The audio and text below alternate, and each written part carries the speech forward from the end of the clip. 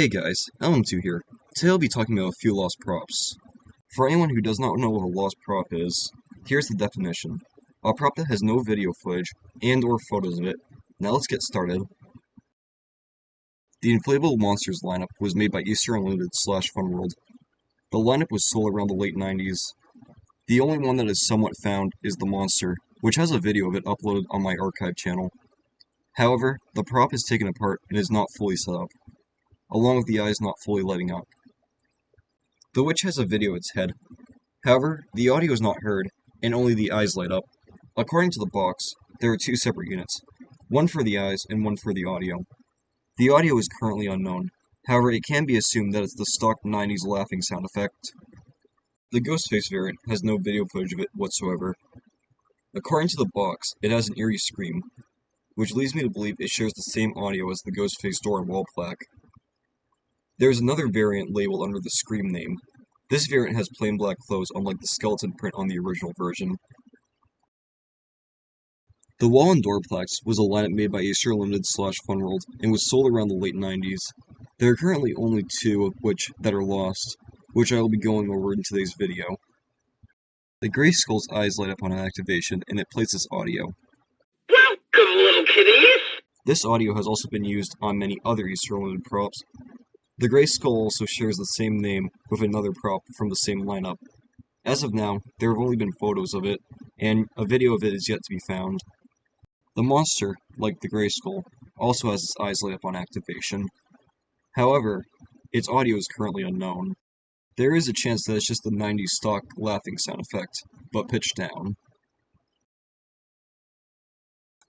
The Talking Skull was made by an unknown company and sold for an unknown year. According to the box, its hair raises, teeth chatters, and its eyes pop out. It may have been made by the same company that made the Witch Candy Bowl, as the eyes look similar.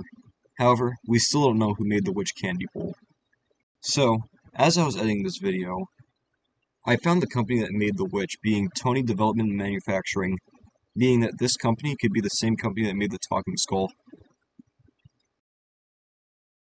The T-Rex display was a prop made by Gag Studios and sold in 1994. The T-Rex part of the display was listed on eBay. However, it was bought by an unknown buyer. According to the original eBay listing, it has audio.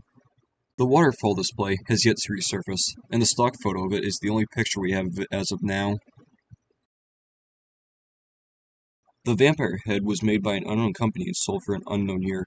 The only information we have about this thing is from the listing where it says it plays a song from Pirates of the Caribbean. Other than that, we have no other photos of it, and as of now, any animation it may have is unknown. The Shaking Ghost was a lineup made by DD Toys and was sold for an unknown year. 3 of the 5 have been found, being the Ghost, the Vampire, and the Frankenstein. The Shaking Witch has no footage outside of a few pictures, and its audio is also unknown.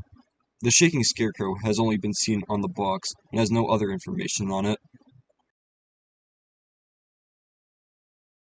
The animated talking tombstones is a prop lineup made by an unknown company and sold for an unknown year.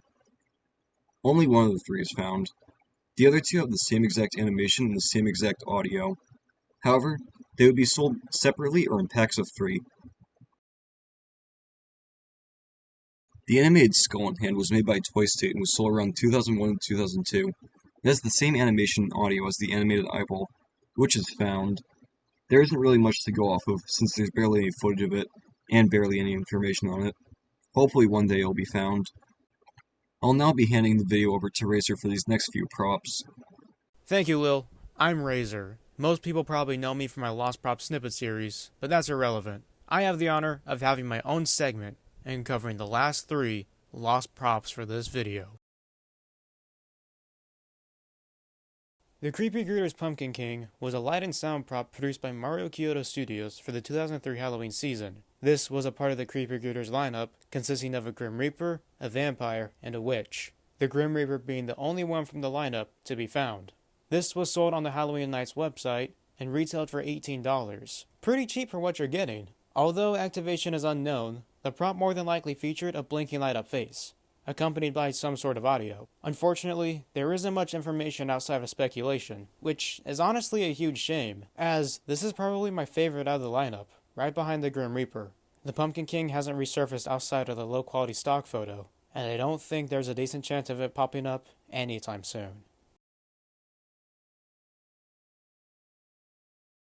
The Standing Zombie, also known as 69-inch Standing Zombie, was a prop produced by Fitco for the 2009 Halloween season. This was sold on both Halloween Club and Trendy Halloween's website, which retailed for various different prices, such as $70 on Halloween Club and $49 on Trendy Halloween respectively. By December 24th, 2018, it was actually still being sold on Trendy Halloween's website, which the listing is archived, but unfortunately doesn't provide us with any new information. Also around the same time, inflation hit this guy pretty hard, as Trendy Halloween jacked this dude's price up to $130. Because it was being sold as recent as late December of 2018, and more than likely into 2019, there is a decent chance he could pop up in yard haunt videos around that time. But in my opinion, yard haunt videos from 2009 through 2012 is where this prop would have a higher chance of popping up, since that time frame is where Fitco props are more commonly seen. Its exact animation and audio are currently unknown, though because it is Fitco, it more than likely was static with the common LED flashing red eyes, accompanied with the "Look Who's Coming" audio. Its current whereabouts are unknown, as not a single one has resurfaced outside of the low-quality stock photo.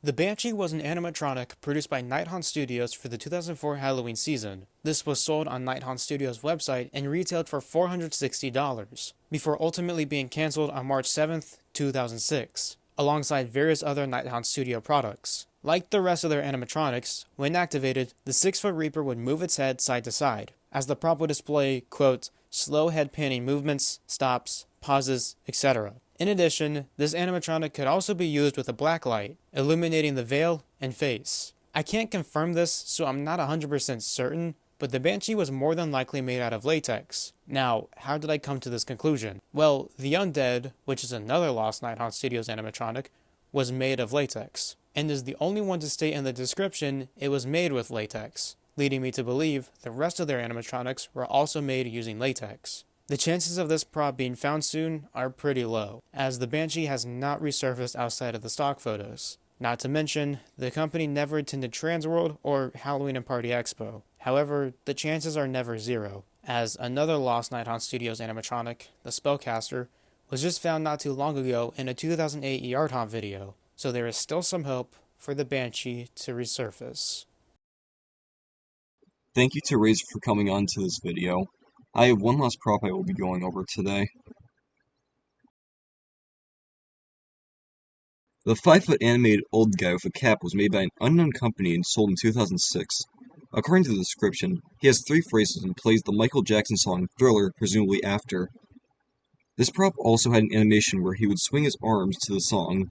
There's apparently only one ever made that we know of, which leads me to believe that this may have been a prototype, but who knows? I doubt this will ever be found, but maybe we'll get lucky. And that concludes a few lost props. I might do another one of these someday, since there are plenty more to go over. Anyways, see ya.